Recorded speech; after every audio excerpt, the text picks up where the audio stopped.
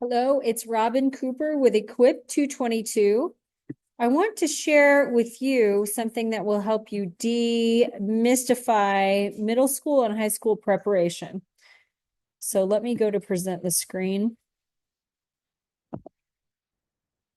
This is a topic that's so confusing for so many people. So first, let's untangle some grammar. Graduate. What does it mean to graduate? It means to get honors with a degree or a diploma, usually in a college or a university, but could be high school. It's to confer a degree on. That definition comes from Noah Webster's dictionary.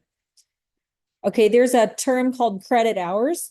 Credit hours are a way of measuring a student's fulfillment of educational requirements. Most high school courses are worth either 1 credit for a full year-long course or half a credit for a 1 semester course. And this is determined based on the course content, the instruction time, and the time the students spend completing the coursework. What you need to do is to determine the total credits that your student needs to earn between 9th through 12th grade, as well as the credit totals in each area, each subject area. There are 5 states where public schools use a different credit value system. One of those includes California. So for every 1-year course, where let's say in Georgia, it would be 1 credit hour. In California, they count 10 credit hours. So you need to figure out where your child, if they want to go to college, you need to figure out where the college is, and you can calculate your credit hours accordingly. The one thing that you don't want to do is to change how you are allotting credit hours for the transcript. And you can either follow the public schools lead to determine your credit hours, or you can use the 1 and 0.5 system employed in most states. Okay, let's talk about diplomas. I spelled requirements wrong. Ignore it. Diplomas. High school students receive their diplomas from their parents. Since parents are the ones who structure and organize your students' education, you are the ones qualified to judge when that education has been successfully completed and the diploma earned. So you are the one, as the homeschool parent, issuing the diploma. Okay, in Georgia, this visual comes from HSLDA. Georgia homeschool law at a glance is a low regulation state. New York, in comparison, that's a high regulation state. California is also a low regulation state. You have options for homeschooling. You need to enroll your kids in homeschool at the age of 6. They can graduate by the age of 16. You need to give a notification called a declaration of intent, I think it's called a DOE, a declaration of intent in Georgia. That is so simple. It's just that you turn it in and say, I intend to homeschool my child. As a teacher, they have teacher qualifications, they have state mandated subjects that they want you to teach.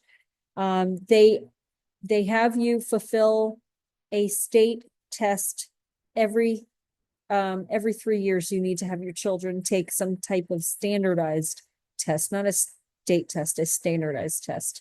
There are no immunization requirements, and you can go to the HSLDA website to look at more details on that. But I really as well recommend that you go to Georgia's education website to look at the requirements.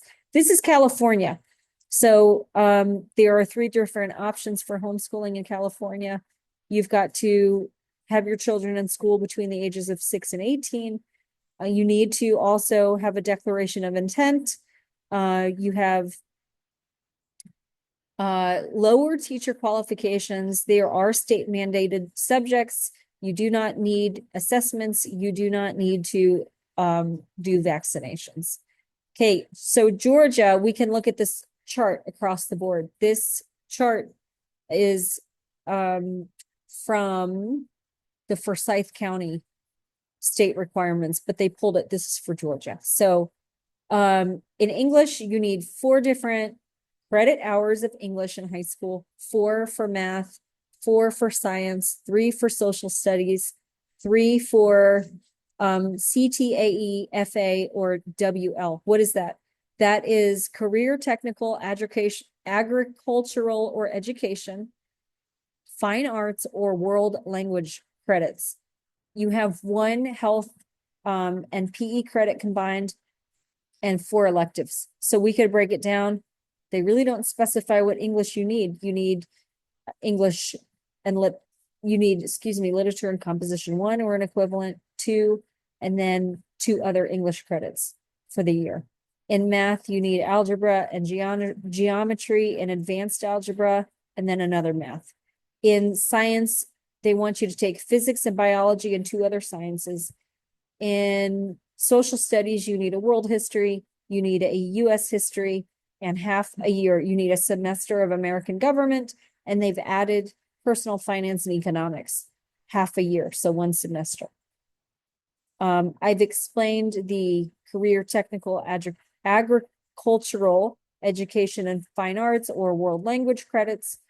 It would be fine, for example, if your child took 3 years of Latin in high school, or if they did 3 years of, music in high school. That's fine for high school. They need half a year of health, half a year of personal fitness, and then those 4 years, 4 credit hours of electives. Okay, so let's go on. California, you need 16 credits or 160 credit hours. It depends on how you're qualifying a credit hour. 3 years of English, 2 years of math, 2 years of science, 3 years of social studies, 3 years of this CTAE, FA, WL. You need personal fitness, 2 years, and then a year of foreign language. So let's look at it. It's English composition 1 and 2, and a 3rd English year, algebra 1, and another math. So that other math could be geometry, trigonometry, statistics. You pick your math, pre-algebra. They need physical science and biology. You need a year of world history, culture, and geography. You need a year of US history and geography. They need a semester of American government and a semester of economics. So that's half a year. Okay, and these other ones are self-explanatory for 1 year each of the CTAE, FA, WL, which I already explained. 2 years of personal fitness and 1 year of foreign language, performing arts, or American Sign Language counts as well. That's California. Now let's talk about diplomas and who issues that. A diploma is a document that it bears witness. It's a record of completion of a course of study. And if you're wondering whether your homeschooled student can receive a high school diploma, yes, they can. And you're the one that prescribes your child's course of study. You are the one that presents the diploma that indicates that he or she has successfully completed that course of study. You could purchase a blank diploma from somebody like HSLDA, or you can download those on the internet. It's not valid until you sign it. You are the verifier that your student has finished your prescribed course of study. In most states, you are under no duty to follow the public school standards for graduation. By the way, you decide what course of study your teen must complete to receive a diploma from you. There is something called the GED. It's the General Equivalency Diploma that can act as a substitute for a diploma, but it is not a diploma. Many colleges and employers treat a GED the same way as a diploma, but if you have a GED, some colleges and employers may assume that students did not have what it takes to finish high school. So you do want to issue a diploma to your children. Okay, let's talk about AP, dual enrollment, and CLEP, CLEP. AP means advanced placement. It's a trademark name from the College Board. It stands for advanced placement. In other words, AP students that are in high school, can be AP students if they're doing college level work in an AP course, an advanced placement course. The purpose of an AP course is to expose a high schooler to college level coursework, and it prepares them to take an AP exam for that subject. They can score on that exam anywhere between a 1 and a 5. A 3 is a passing grade. That can vary a little bit by the higher education institution that they're applying to, like the college they're applying to, but it's nationally standardized. So credits earned from the AP exam are widely accepted by colleges.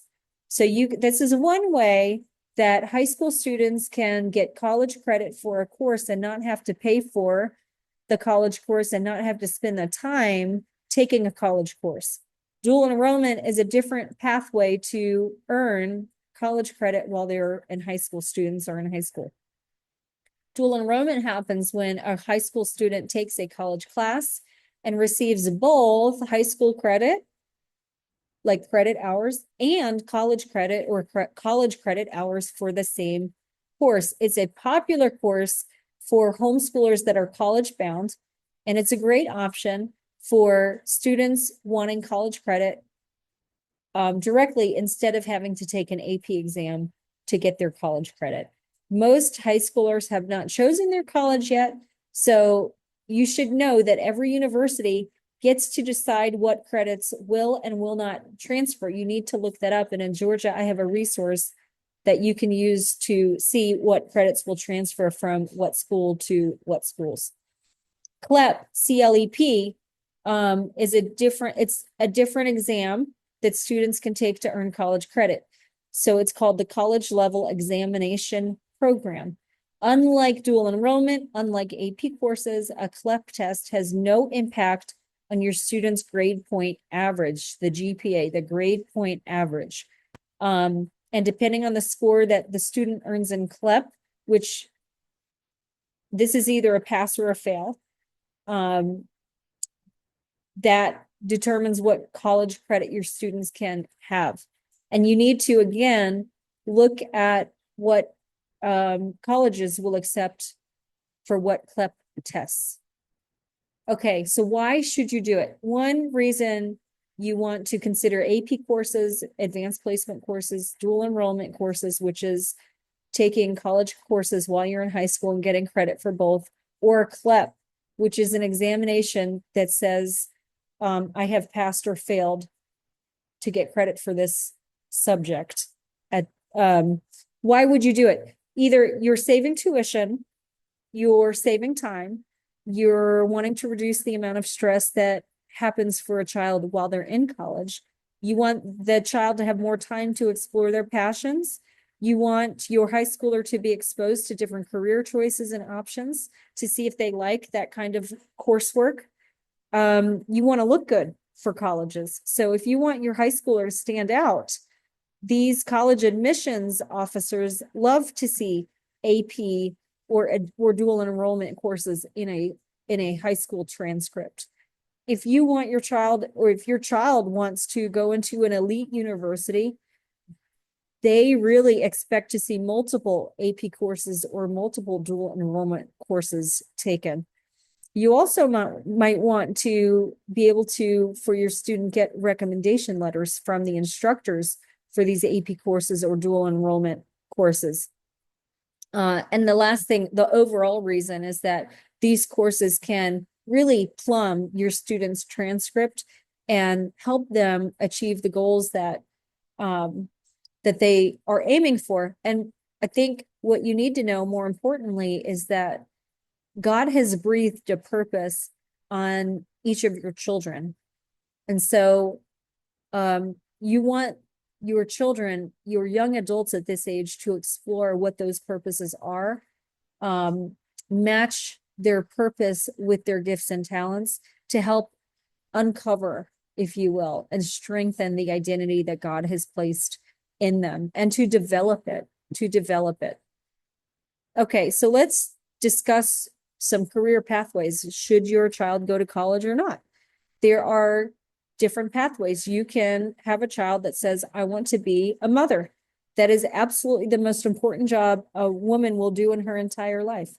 They could decide they want to be an entrepreneur. You do not need school to be an entrepreneur. You need a great business idea and you need to know how to market it and produce it and right, or provide a service. You don't have to have a degree for those types of career pathways. But there are other vocations that your child may be like plumbed to do. It could be, I want to literally be a plumber. God called me to be a beautician or to do hair or to be a carpenter, or these examples of types of work are so needed in these days. We need good plumbers that want to glorify God through their work. We need good electricians that want to tell people about Jesus and showcase excellence through their work. That for those things, you're either going to need technical school or an apprenticeship. There are other professions that require a bachelor's degree, master's, or higher, PhDs in some cases, and that would be like your architect, your lawyer, your doctor, your pastor, your professors, researchers. They often need advanced degrees. Somebody doing like computer programming or engineering. So you need to sit down with your children and figure out, where does God want you, and then reverse engineer what kind of degree they may or may not need, and pray into that.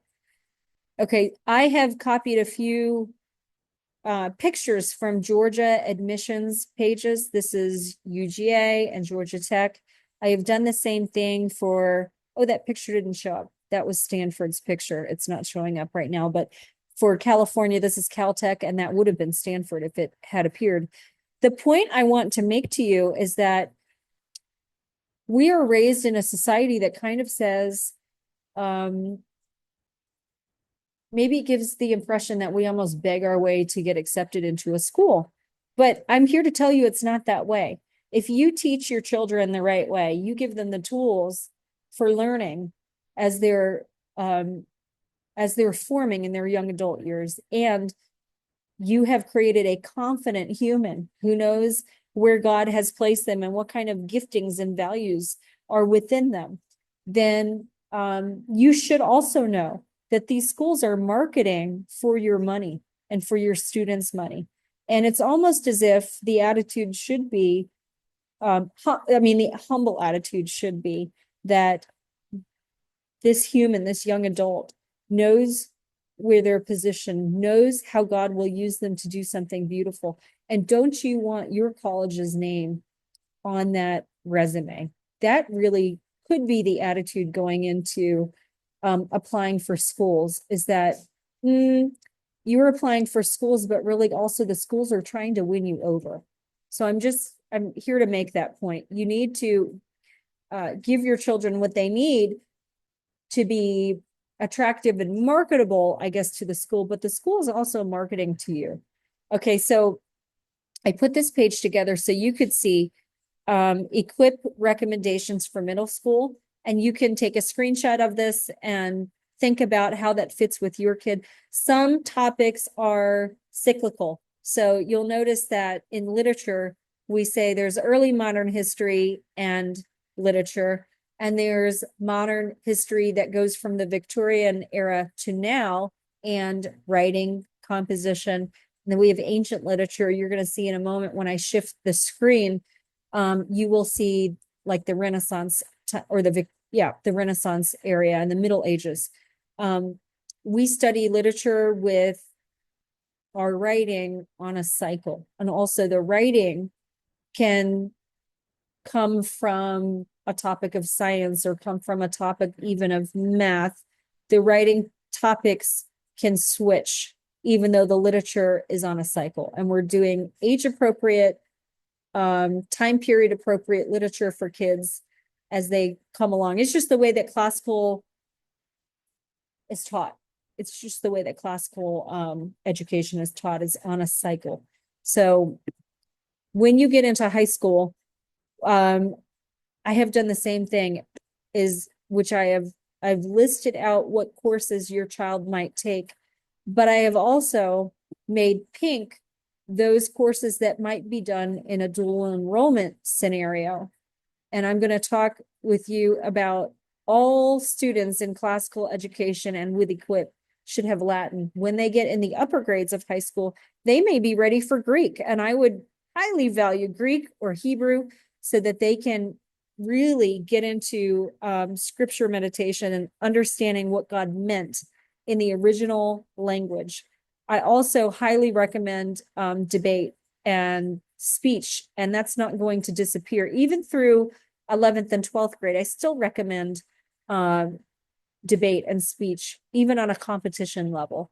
But these children are able to access Hope Scholarship money and Zell Miller's grant money in Georgia in these upper grades. So they can go to their dual enrollment classes and have it completely paid for in 11th and 12th grade. In 10th grade, you can qualify for Hope money in two different ways. School can become very expensive, or you can take advantage of the programs that are available to you in your state. And we say, let them take advantage of the programs available to them in the state. Now you're going to see this math line and it might look intimidating, but if you have a child that's not going into a vocation, that God is not calling them into a vocation that requires heavy math, I would argue that they need to get through algebra and have a solid understanding of algebra, but they do not need calculus 1 and 2. So you're going to tailor some of these some of this coursework, you're going to tailor according to how God has made your child. They may not need chemistry. They may not need biology. They may not need physics. You know what I'm saying? So you will tailor the coursework for your child. But the pink courses are what is available in dual enrollment. And we would recommend that your child, by the time that they're in really end of 7th grade, beginning 8th grade, that you're sitting down with your child and saying, here are options, what looks good to you, what feels right to you, and that you're presenting to your child, here's where I know your giftedness is. Where do you see your giftedness? What are the gifts and talents God gave you? Okay, so that, let's see, that is what I wanted to help you look at and consider for middle school and high schoolers going into like just developing their programming, developing their coursework, and what Equip would recommend for you. Hope that helped.